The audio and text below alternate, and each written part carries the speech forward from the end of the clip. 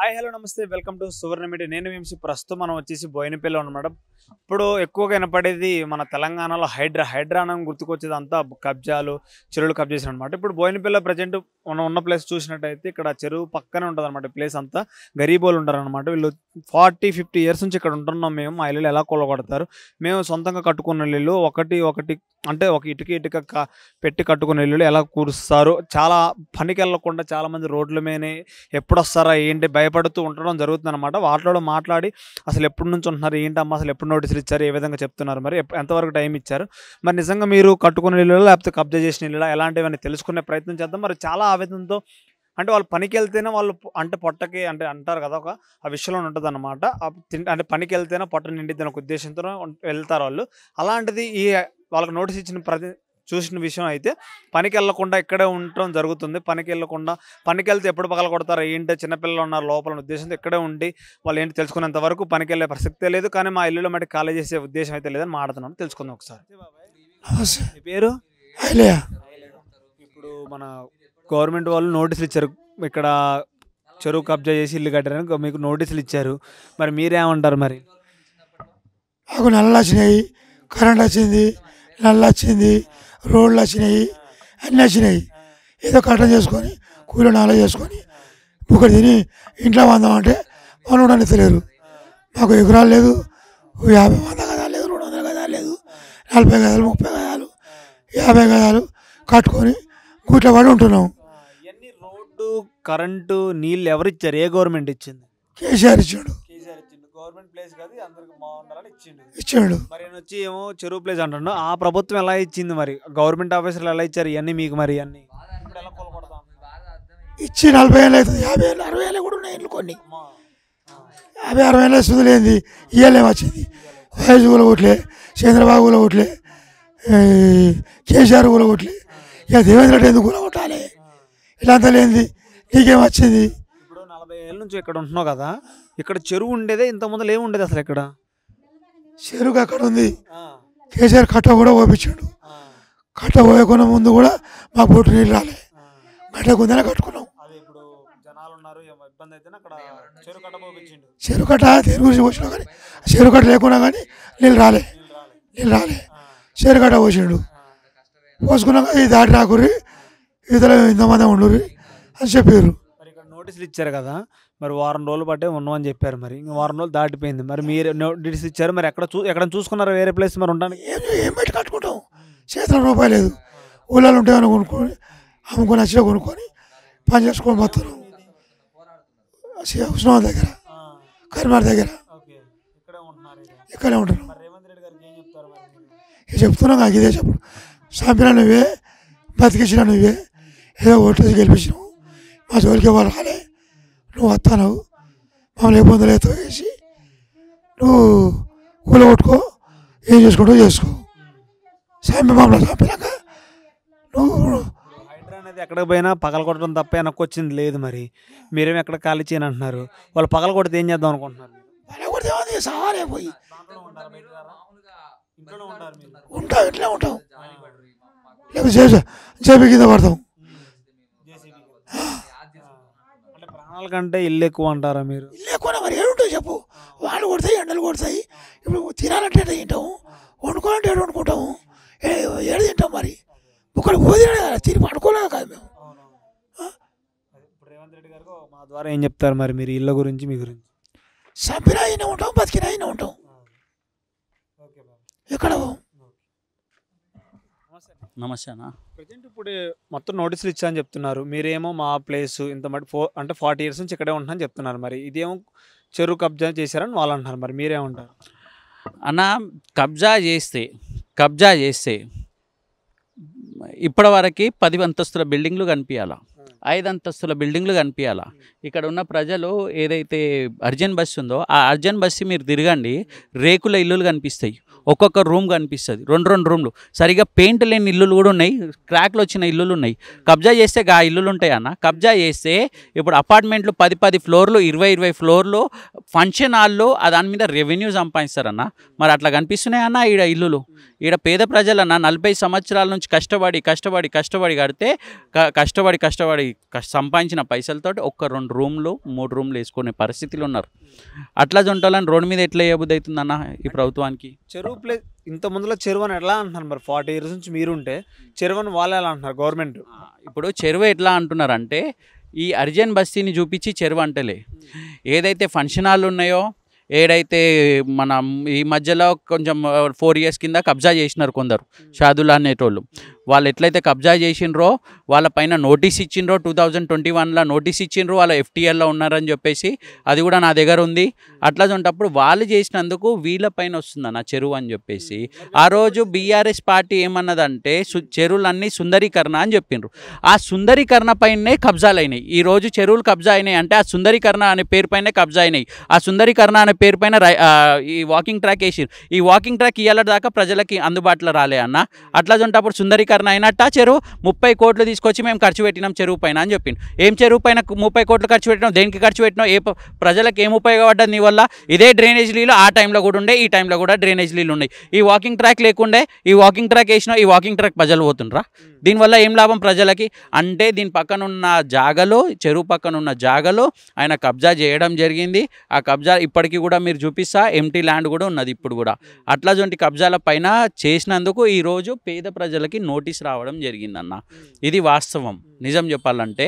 కానీ ఈరోజు గవర్నమెంట్ ఏదైతే కాంగ్రెస్ గవర్నమెంట్ తీసుకుందో చర్యలు, ఈ చర్యలు తీసుకోవడానికి కారణం కూడా ఈ కేసీఆరే. ఈ కేసీఆర్, ఈ కేటీఆర్, ఈ హరీష్ రావు వల్లనే ఈరోజు పేద ప్రజల పొట్ట మీద పడుతుందన్న. అంటే ఇప్పుడు ఫంక్షన్ హాల్ పెద్ద పెద్ద బిల్డింగ్లు ఉన్నాయి సైడ్ చూసి కుసేపు, మరి వాటికి నోటీసులు ఇవ్వడం జరిగిందా మరి? అన్న వాళ్ళు పర్వై చేయడానికి పెద్ద పెద్ద లీడర్ల దగ్గరికి పోతుండ్రు అన్న. ఎవరు మీడియా దగ్గరికైనా వచ్చిండ్రా? మేము ఇన్ని సంవత్సరాల నుంచి ఉన్నాము, అన్ని సంవత్సరాల నుంచి ఉన్నాము. ఎందుకంటే వాళ్ళు కబ్జా చేసిండ్రు కాబట్టి, ఎవరు కాపాడుతారో వాళ్ళకి తెలుసు కాబట్టి వాళ్ళ వెనకాల తిరగడం జరుగుతుంది. ఇప్పుడు పేద ప్రజలకి ఎవరు కాపాడతారు అంటే మీడియా. అందు గురించే మీడియా ముంగట్నే వస్తుండ్రు. మేము నిజంగా వాస్తవానికి మేము 40 సంవత్సరాల నుంచి ఉన్నాము, ఇక్కడ గరీబోలం ఉన్నాము, మమ్మల్ని చూడండి, మా బతుకు చూడండి, ఎట్లా జొంటి బతుకు మేము ఉన్నామో అట్లా జొంటప్పుడు మమ్మల్ని కాపాడండి అని చెప్పి వాళ్ళు గవర్నమెంట్ని రిక్వెస్ట్ చేస్తుండ్రు మీ సపోర్ట్ తీసుకొని. మరి ఆ బడాబాబులు ఎవరైతే కబ్జాలు చేసిండ్రో, మరి ఆ బడాబాబులు ఇప్పటివరకు ఏంటన్నా కనిపించిండ్రా అన్న? ఎందుకు కనిపించలే? వాళ్ళకి అవసరం లేదు, వాళ్ళకి పొట్టనొప్పి లేదు, వాళ్ళకి బాధ లేదు, వాళ్ళకి 1% కూడా వాళ్ళకి బాధ ఉండుంటే మీ మీడియా ముంగట్నే వచ్చి రిక్వెస్ట్ చేస్తుండే, సార్ నేను ఇన్ని సంవత్సరాల నుంచి ఉన్నా, నాకు ఈ బాధ ఉందని చెప్పేసి. ఎందుకు వస్తలేరు? వాళ్ళకి బాధ లేదు. వీళ్ళకి ఇది పోయినా కానీ ఇంకా వాళ్ళకి పెద్ద పెద్ద బిజినెస్లు ఉంటాయి, ఆ బిజినెస్ల పైన వాళ్ళు ఫోకస్ చేసుకుంటారు. ఇది పోయినా ఒకటే, పోకున్నా ఒకటే, కానీ దీన్ని కాపాడుకుంటే చాలని ప్రయత్నం చేస్తుంటారు. కానీ ఈ పేద ప్రజలు, హర్జన్ బస్తీలో ఉన్న పేద ప్రజలు అట్లా కాదన్న. 40 సంవత్సరాలు ఉంటే 4 గోడలు కట్టగలిగినారు, రేకులు వేయగలిగినారు 40 సంవత్సరాల. వీళ్ళు 10 ఫ్లోర్లు మీరు వెళ్ళి చూడండి, 10 ఫ్లోర్లు 20 ఫ్లోర్లు లేవన్నా. ఇలా తిప్పి కొడితే ఒకటే ఫ్లోర్. ఇక్కడ చూసుకోండి, పెయింట్ కూడా వేయలేని పరిస్థితి, ప్లాస్టింగ్ కూడా చేయలేని పరిస్థితి వీళ్ళది. ఇట్లా ఉంటాల ఇల్లులు ఎట్లా కొట్టబుద్ధి అవుతుందన్న వీళ్ళకి, గవర్నమెంట్కి. అంటే ఇప్పుడు ఒక్కసారి హైడ్రా నోటీసులు ఇచ్చాక కంపల్సరీగా కూల్ చేయాల్సిందని ఒక ఆర్డర్ ఉంది కదా, మరి దీన్ని ఎలా ముందర తీసుకెళ్దాం అనుకుంటున్నారు? మరి మీ అని ఎలా ప్రూవ్ చేసుకుందాం అనుకుంటున్నారు? అన్న నేనేమంటా, హైడ్రా మీరు నోటీస్ ఇచ్చిండ్రు కదా, మీరు తీసుకుంటా అన్నారు కదా, అదే రంగనాథ్ గారు ఏమని చెప్పిండ్రు అంటే, మేము గరీబోళ్ళని ఎవరైనా ఉంటే మేము వదిలేస్తాము అని చెప్పిండ్రు. మా బోన్పల్లి చెరువు 57% కబ్జా అయింది. 57% కబ్జా అయినప్పుడు మా ఆర్టీసీ కాలనీ నుంచి కబ్జా అయింది. మరి అట్లాజొంటి దానిపైన చర్యలు తీసుకొని, అట్లాజొంటి దానిపైన నుంచి చర్యలు తీసుకుంటూ వస్తే, బడాబాబులను కొడితే మా పేద ప్రజలు 10%కి వస్తారు. మీ నోటితోటే చెప్పిండ్రు కదా రంగనాథ్ గారు, ఈ పేద ప్రజలను వదిలేస్తా అని. మరి అట్లాజొంటప్పుడు ఈ పేద ప్రజలను వదిలేయండి. పేద ప్రజలను వదిలేస్తాను వాళ్ళు ఎలా నోటీసులు ఇచ్చారు మీకు వరకు? అన్న నోటీస్ లేదన్న. ఇప్పుడు రంగనాథ్ గారు నోటీస్ ఇయ్యలే, ఇది కూడా గుర్తుపెట్టుకోండి. ఈ నోటీస్ ఇచ్చిన వాళ్ళని హెచ్చరిస్తున్నా, ఈ నోటీస్ ఇచ్చేటోళ్ళని మీరు గొడవలు పెట్టడానికి ఇచ్చిండ్రా నోటీసు? బొందలగడ్డకి ఎట్లా ఇస్తారు నోటీసు? మీరు గుడికి నోటీస్ ఎట్లా ఇస్తారు? అంటే మీరు BRS పార్టీ కింద పనిచేస్తుండ్రా, కాంగ్రెస్ పార్టీకి పనిచేస్తుండ్రా, ప్రజల గురించి పనిచేస్తుండ్రా? గుడిలు ఎక్కడుంటాయో తెలియదా ఈయనకి?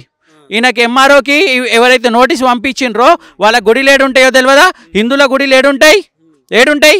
చెరువు పక్కన ఉంటాయి, సముద్రం పక్కన ఉంటుంది, పెద్ద పెద్ద నదుల పక్కన ఉంటాయి.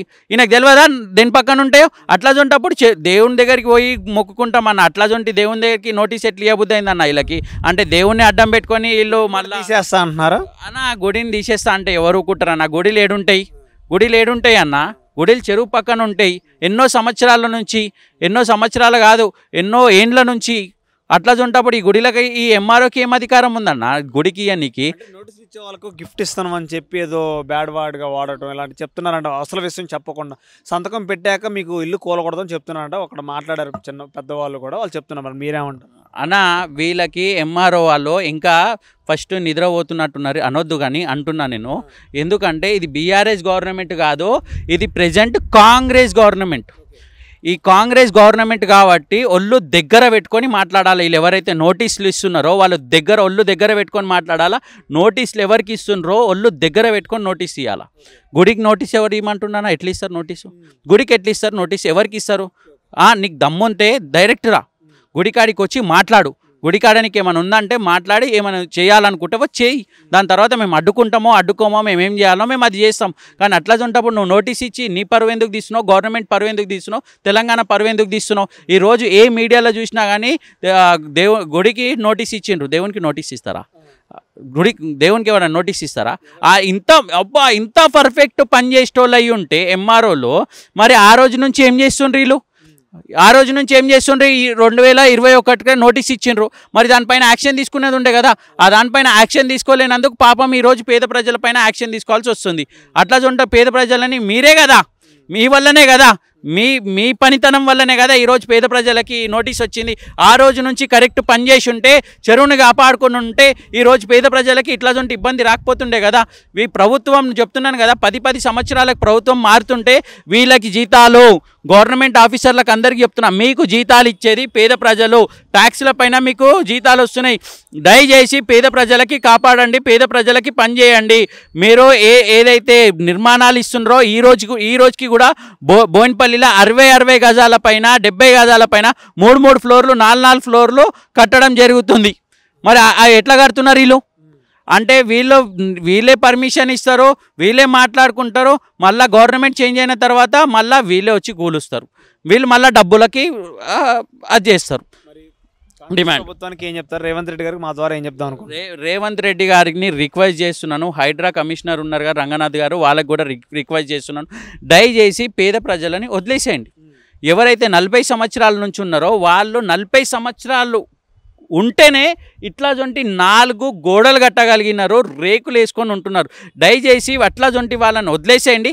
ఎవరైతే స్కూళ్ళు కట్టినరో, ఎవరైతే ఫంక్షన్ హాల్ కట్టినరో, ఎవరైతే బిజినెస్ దానిపైన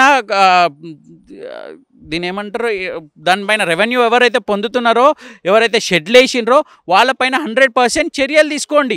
కానీ పేద ప్రజలు ఉంటారు కదా, పేద ప్రజలు 40 సంవత్సరాల నుంచి కష్టపడి 4 గోడలు కట్టినప్పుడు అట్లా ఉంటప్పుడు వేరే జాగాలలో మీరు ఇల్లు ఏర్పాటు చేయండి. మీరు ఏదైనా ఖచ్చితంగా ఇది మాకు కావాలి, ఈ చెరువుకి ఇంపార్టెంట్ అన్నప్పుడు వాళ్ళకి గవర్నమెంట్ తరఫు నుంచి ఏమైనా ఇల్లులు ఇవ్వండి. ఇల్లులు ఇచ్చిన దాని తర్వాత మీరు చర్యలు తీసుకోండి. అట్లా ఉంటప్పుడు చర్యలు తీసుకుంటే ఎవరైనా అభినందన చేస్తారు. బోయిన చెరువు పక్కన ఉన్న అర్జన్ బస్తీని ఖచ్చితంగా ఇక్కడ ఉన్న రేవంత్ రెడ్డి కూడా రావాలా, ఇక్కడ ఉన్న కాంగ్రెస్ పార్టీ నాయకులు కూడా రావాలా. దయచేసి కాపాడండి అర్జన్ బస్తీని కాపాడితే మీరు దళితులను కాపాడినట్టు. మీ కాంగ్రెస్ పార్టీ చెప్తుంది కదా దళితులను కాపాడాలని, అట్లా చూంటప్పుడు ఈ దళితులను కాపాడని రిక్వెస్ట్ చేస్తున్నాను. నమస్తే అన్న. నమస్తే. ఇప్పుడు మనం ఉన్నది ఇక్కడ ప్రజెంట్ ప్లేస్ చూసినట్టయితే అంటే చెరువు కబ్జా చేశారు, ఇల్లు కట్టారని ఒక నోటీస్ ఇవ్వడం జరిగిందనమాట. అంటే ఇది వీళ్ళు చూస్తే నేను 70-80 సంవత్సరాలు ఇక్కడే ఉంటున్నాను, మాకు అంటే చెరువుకు సంబంధించిన ప్లేస్ కాదంటున్నారు. మరి గవర్నమెంట్ ఏమో ఏ సర్వే చేయకుండానే చెరువుకు సంబంధించిన ప్లేస్ అంటున్నారా? మరి ఇదంతా ఇది చెరువు సంబంధించిన ప్లేస్ ఇది కాదు. ఇది 100% ఇది గత 100 సంవత్సరాల నుంచి వీళ్ళు ఇక్కడ నివాసం ఏర్పాటు చేసుకొని ఇక్కడ ఉంటున్నారు. వీళ్ళకు 70-80 సంవత్సరాల నుంచి గ్రామ పంచాయతీ ఉన్నప్పటి నుంచి వీళ్ళకి ఇచ్చిన పట్టాలు ఉన్నాయి. వీళ్ళు గ్రామ పంచాయతీకి ట్యాక్స్ కట్టిన పేపర్లు అప్పటి నుంచి ఉన్నాయి 70-80 సంవత్సరాల నుంచి. ఈ ప్రభుత్వం ఏం అవగాహన నుండి చేస్తారో ఈ పిచ్చి పనులు అర్థమైతలేదు. పేదల జోలికి వస్తే ఈ ప్రభుత్వాన్ని బొంద పెడతారు ప్రజలే. అనవసరంగా వీళ్ళ పేదలకు నోటీసులు ఇచ్చి వాళ్ళు ఏదో రాక్షసానందం పొందుతా అంటే ఊరుకునే ప్రసక్తి లేదు. మా భారతీయ జనతా పార్టీ తరఫున మేము ఖచ్చితంగా అడ్డుకుంటాము. మేము నోటీసులు 27 తారీఖున వీళ్ళకు నోటీసులు రాగానే ఇమీడియట్గా స్పందించి మా ఎంపీ గారి దృష్టికి తీసుకెళ్ళి మా ఎంపీ గారిని ఇక్కడ తీసుకొచ్చి మా ఎంపీ గారు ఈటల రాజేంద్ర గారి ఆధ్వర్యంలో మేము వీళ్ళందరికీ భరోసా ఇచ్చి మానసిక ధైర్యం కల్పించడం జరిగింది. రేపు రాబోయే రోజుల్లో వీళ్ళకి అండగా ఉంటాము. ఇక్కడ నోటీసులు కాదు, ఈ నోటీసులు వాపసు తీసుకోవాలి. తీసుకోకపోతే మాత్రం రేపు కలెక్టర్ ముట్టడి పిలుపునిస్తాము. వీళ్ళ జోలికి వస్తే ఊరుకునే ప్రసక్తి లేదు. చెరువు చుట్టూ ఉన్న పేద ప్రజలకి నోటీసులు ఇచ్చారు, బడాబాబులకి నోటీస్ ఇవ్వలేదు అంటున్నారు. మరి మీరేమంటారు? అదే చెప్తున్నాం కదా. ఇప్పుడు ఇక్కడ చెరువు కట్ట మీకు పోతే మనకు కనిపిస్తుంది, అక్కడ క్లియర్గా కనిపిస్తుంది జయలక్ష్మి గార్డెన్ కనిపిస్తుంది. అక్కడ జయలక్ష్మి గార్డెన్ ఆక్యుపై చేసుకోరు ల్యాండ్. కానీ ఇప్పుడు 100 సంవత్సరాల నుంచి ఉన్న నిరుపేదల జోలికి ఎట్లా వస్తారు? అది కరెక్ట్ కాదు కదా. నిజమైన కబ్జాలు ఎక్కడ జరిగినాయి అనేది వాటి మీద చూసుకోవాలి. కానీ 100 సంవత్సరాల శ్రీనివాసం వాళ్ళకు నోటీసులు ఇస్తాం, మేము అది చేస్తామంటే అట్లా అది సమంజసం కాదు. మేము ఊరుకునే ప్రసక్తి లేదు. మేము ప్రభుత్వాన్ని కూడా హెచ్చరిస్తున్నాము. మీరు ఇదేదో హైడ్రా అని డ్రామా క్రియేట్ చేసి ఈ ప్రజల దృష్టిని మరలించడానికి ఏదో ఇప్పుడు మీరు ఇచ్చిన 6 గ్యారంటీలు ఉన్నాయి, ఆ పథకాలు అవన్నీ స్కీములు వదిలేసి మీరు మహిళా జ్యోతి పథకం ఇవన్నీ ఏదేదో స్కీములు పెట్టిర్రు. ఆ స్కీములు పెట్టి అడ్డదారిగా దొడ్డిదారిన మీరు అధికారంలోకి వచ్చిర్రు. మీరు దాని మీద దృష్టి మళ్లించడానికి నువ్వు ఇక్కడ ప్రజలను వక్రదారి పట్టించడానికి హైడ్రా అని ఏదో హైప్ క్రియేట్ చేసి ఏదో రాక్షసానందం ఉందా అంటే నిరుపేద జోలికి వస్తే ఏ ప్రభుత్వం కూడా మనుగడ చెందిన చరిత్ర లేదు. మేము నిరుపేదల జోలికి వస్తే ఊరుకునే ప్రసక్తి లేదు. వీళ్ళకి ఇచ్చిన నోటీసులు ఇమీడియట్గా వాపస్ తీసుకోవాలి. ఇప్పుడు గత ప్రభుత్వం ఏం చేసింది? ఇప్పుడు అధికారులు అయితే వాళ్ళే కదా, ఇప్పుడు ప్రభుత్వాలు మారచ్చు, అధికారులు అయితే వాళ్ళే కదా. ఇప్పుడు 25 కోట్లు ప్రభుత్వ ధనాన్ని వెచ్చించి వాకింగ్ ట్రాక్ ఏర్పాటు చేసిర్రు. మరి వాకింగ్ ట్రాక్ ఏర్పాటు చేసినప్పుడు దాన్ని అక్కడికి క్లోజ్ అనుకుని ఏర్పాటు చేసిర్రు కదా. మరి దాన్ని దాటి మళ్ళీ వీళ్ళకైతే నోటీసులు ఇస్తారు? ఇది కరెక్ట్ కాదు. ఇది ఒకవేళ వీళ్ళని మళ్ళీ ఫర్దర్గా ఏమైనా యాక్షన్ తీసుకుంటా అంటే మాత్రం ఇక్కడ నుంచి మొత్తం అస్మత్పేట బోయినపల్లి కాదు రాష్ట్ర వ్యాప్తంగా బగ్గుమంటది. దీని మీద మేము చాలా సీరియస్ తీసుకుంటాము. ఇప్పుడు కాంగ్రెస్ తీసుకున్న హైడ్రా పేరు మీద కరెక్ట్ కాదంటారా నిర్ణయం అనేది? హైడ్రా అనేది నువ్వు బడాబాబుల మీద నిజమైన కబ్జాలు ఉంటే ఆ కబ్జాల దగ్గరికి వెళ్ళి నువ్వు అవి ఆక్యుపై చేసుకోవని నిరుపేదల జోలికి వస్తే మేము ఎట్లా ఊరుకుంటాము? నిరుపేదల జోలికి రావద్దు కదా. ఏ ప్రభుత్వాలైనా కానీ ఒక నిరుపేదకు ప్రభుత్వ పథకాలు అందించినప్పుడే కదా, ఒక నిరుపేదకు కూడు గుడ్డ నీరు అందించినప్పుడే కదా ప్రభుత్వాలు మనగడ ఏంది. అది నువ్వు నిరుపేదలను టార్గెట్ చేసి నిరుపేదలను రోడ్డు మీద తీసుకొస్తా అంటే మేము ఎట్లుకుంటాము? ఏ ప్రభుత్వం కూడా నిరుపేదల జోలికి వస్తే మనగడ ఏందిన చరిత్ర లేదు. ఈ రేవంత్ రెడ్డి సర్కార్ కూడా మేము హెచ్చరిస్తున్నాము. కాంగ్రెస్ ప్రభుత్వాన్ని కూడా ఇది కరెక్ట్ కాదు. ఇది నువ్వు హైడ్రా పేరున నువ్వు ఏ డ్రామాలు వేసుకుంటావో నువ్వు బడాబాబులను టార్గెట్ చేయి.